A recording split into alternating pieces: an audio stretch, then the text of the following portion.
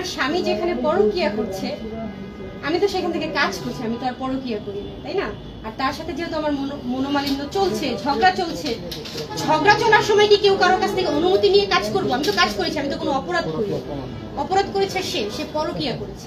শ্বশুরকে আমি হসপিটালে ভর্তি করিয়ে রেখে বাসায় আসছি, বাসায় এসে আমি রান্না করে সেই হসপিটালে গিয়ে দেখি সেইখানে অন্য নারী। তাহলে কোন নারী কি সেখানে থাকতে পারে বলেন? তার ওয়াইফ আমি, তার স্ত্রী, আমি তো তার সব খবরই আমি রাখি, তাই না? যেহেতু আমি তার স্ত্রী, আমি তাকে এই বিষয়টা নিয়ে বহুবার তাকে বলছি যে দেখো তোমার প্রথম স্ত্রী চলে গেছে, দ্বিতীয় স্ত্রীও চলে গেছে, আমি কিন্তু তৃতীয়, তুমি সেভাবে চলো। হ্যাঁ, আমি 3 নাম্বার স্ত্রী, তুমি সেভাবেই চলো যাতে 4 নাম্বার স্ত্রী তোমার করতে না হয়। কিন্তু সে 4 নাম্বার স্ত্রীও রেডি করে বসে আছে। তাহলে সে পরকীয়া করলে দোষ নেই, আর আমি কাজ করলে দোষ? আমি তো কাজই করেছি, আমি তো আর পরকীয়া করিনি। তালাক যে বিষয়টা বলছেন, এটা তার দেওয়ার রাইট আছে। একটা মানুষের ভালো না লাগলে সে তালাক দিতেই পারে, তাই না?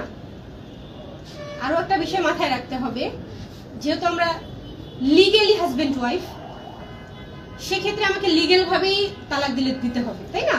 সে যদি ঢাকায় এসে তালাক দেয়, আমার তো কিছু করার নেই, কারণ দোষটা তারই ছিল।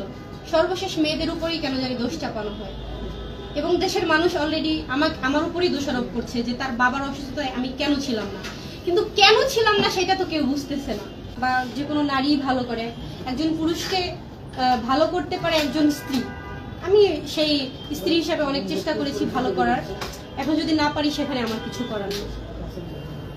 মানে আপনি কি জেনে শুনে হিরো আলম খারাপ তার সাথে আসছেন? এটা জেনে শুনে বলতে আসলে খারাপ এখন যে চলে যাবে, যে চলে গিয়েছে, সে হয়তো বা অনেক ভুলভাল কথা বলতেই পারে, কিন্তু আমি এখন ফেস করেছি, আমি এখন বুঝতে পেরেছি যে আসলে তারা সত্যি কথাই বলেছে। এখন আপনার করণীয় কি? আপনি তো এখনো বৈধ স্ত্রী, আপনার শ্বশুর মারা গেছে, আপনি ওখানে যাবেন কিনা আর কি আসার বিষয়ে?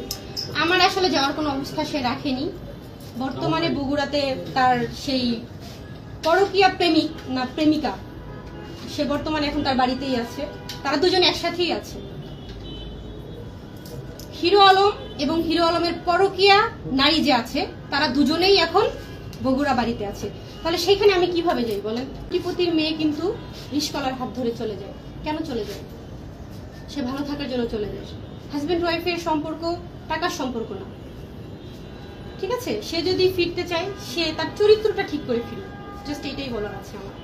ওই মেয়েটার সাথে 3 মাস প্রায় বাসা ভাড়া নিয়েছিল, তো আমি একটু তার থেকে দূরেই ছিলাম, মানে অফিস ছিল এক জায়গায় আর আমার বাসা ছিল একটু দূরে, তো সেই ক্ষেত্রে সে নিয়মিত বাসা যেতে পারতো না। আর ওই মেয়েকে নিয়ে সে অফিসের কাছেই বাসা নিয়েছিল। ওই মেয়ের সাথে সে 3 মাস ছিল। 3 মাস থাকার পরও সে, মানে আমি যখন তাকে বলতাম যে এগুলো কি কেন করছো, এগুলো অস্বীকার করত, সে ড্রেক অস্বীকার যেত। কিন্তু তার আশেপাশে যারা থাকতো তারা আসলে বিষয়গুলো আমাকে জানাইতো যে এটা এটা এটা হচ্ছে, ওইটা হচ্ছে। আমি কন্টিনিউয়াসলি জানতে থাকতাম, আর আমি তাকে শোধরানোর চেষ্টা করেছি। ওয়াইফ স্টিল না থাকতেও সে যেহেতু পরকীয়া করছে, সেই ক্ষেত্রে তো সে ভালো না, তাহলে ভালো মানুষ না, সে ভালো মানুষ হলে তো আর পরকীয়া করতো।